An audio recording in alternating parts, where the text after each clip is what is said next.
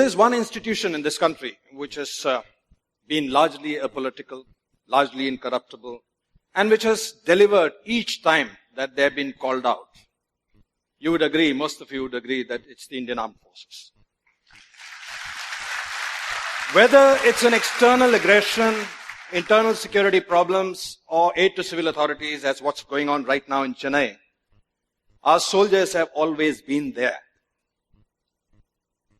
Troops in combat have a very, very tough situations at times. Just so you know that when we have to attack a post of a section held by a section of 10 men, the ratio of attackers to defenders is 1:4, which means to attack a section, you have to launch an attack with a platoon of 40 people. In the mountains, this ratio changes from 1:4 to 1:10. Because if you have a section of 10 men holding a post, a company minus of 100 have to launch the attack, because only then about 10 or 15 will reach on top. That's our attrition rate, 80 to 90% attrition. And unlike corporates, our attrition is permanent. Like most mistakes in the army, our mistakes come home in body bags. So when these 100 men are lined up and they're looking to the right and their left, they know that out of the 100 here who begin the assault, only a handful will see the end of that day. Most of them would be dead, and many of them would be worse than dead, handicapped, amputees.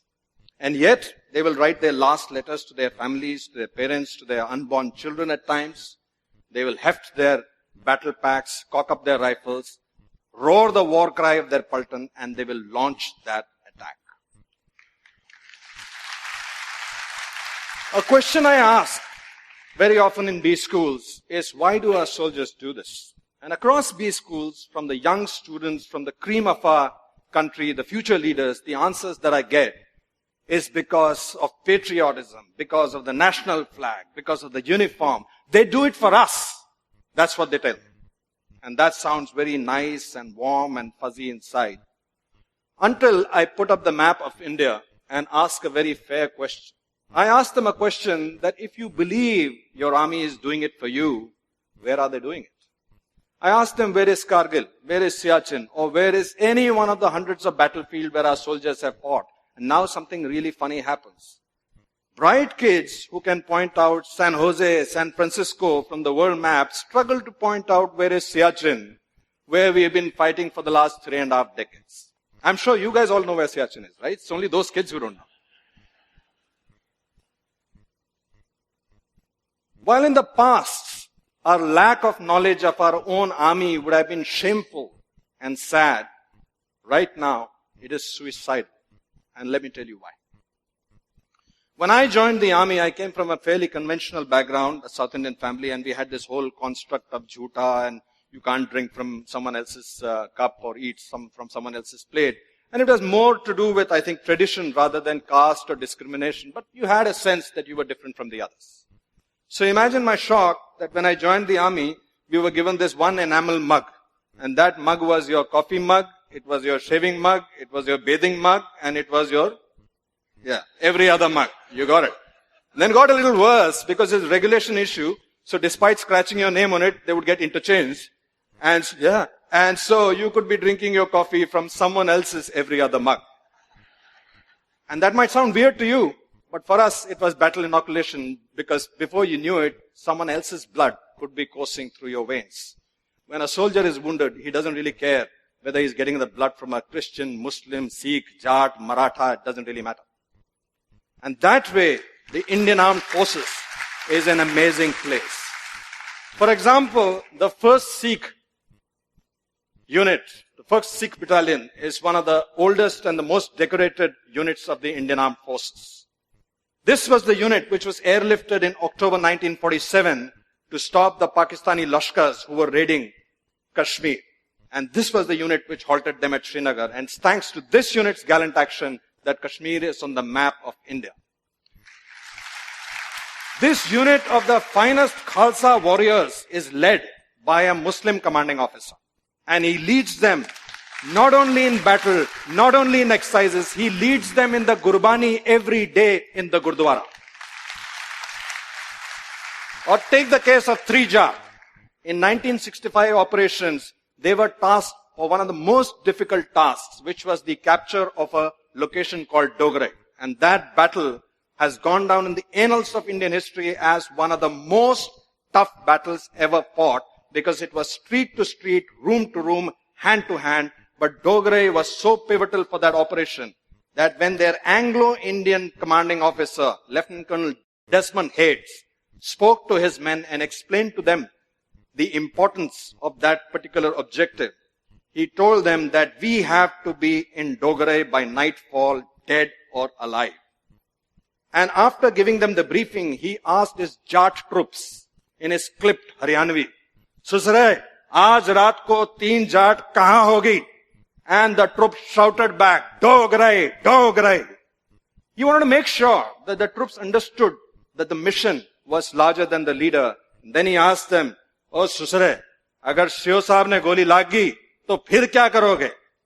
And without batting an eyelid, the senior Jesho shouted back, "Saab ji, agar Sio ne goli lagi, to kandhe pe taan ke le jayenge, lekin rukenge Dogre jaake."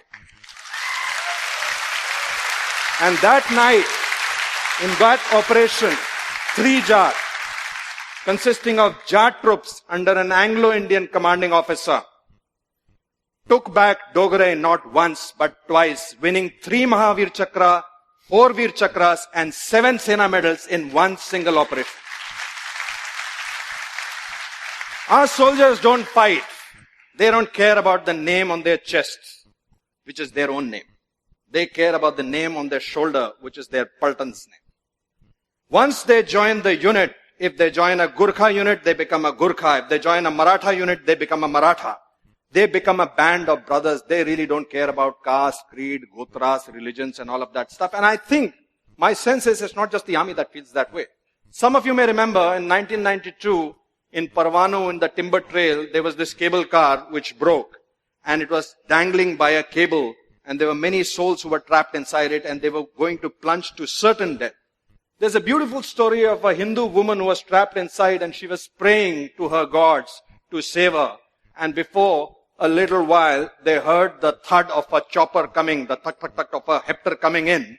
And that hepter was being flown by squadron leader Pali Major, who went on to become the air chief of the Indian Air Force. And from that hepter, the para-commando, first para-commando unit, a legendary para-commando, Captain Ivan Krasto, slithered down and entered into the cable car and saved the lives of the people inside. Now here's something really funny.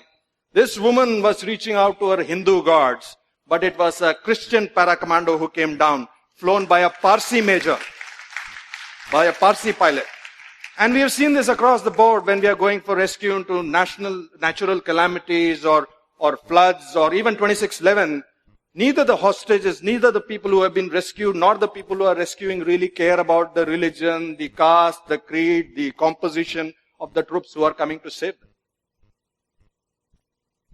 I don't know how many of you know this, that in our armed forces, we don't have any mandir, masjid, gurdwara. We have what is called a Sarva Dharm Sthal, in which all the religions are prayed together. And a Maulvi will do a Pandit's job, Pandit will stand in for a Granthi. Somehow the gods don't seem to care either. But when this soldier comes back home, he gets a different world. He gets a completely different world. There his leaders, his political leaders, his religious leaders, his friends, his relatives tell him a different story. They tell him that caste is stealing away jobs. This caste is taking away reservations. That person is different from you because he eats a different kind of meat. They tell him that you have to be our caste first and an Indian later. Ladies and gentlemen, soldiers don't fight with weapons. They fight on a moral high ground. Soldiers don't go into war because they hate the enemy in the front. They go to war because they love their countrymen in the back.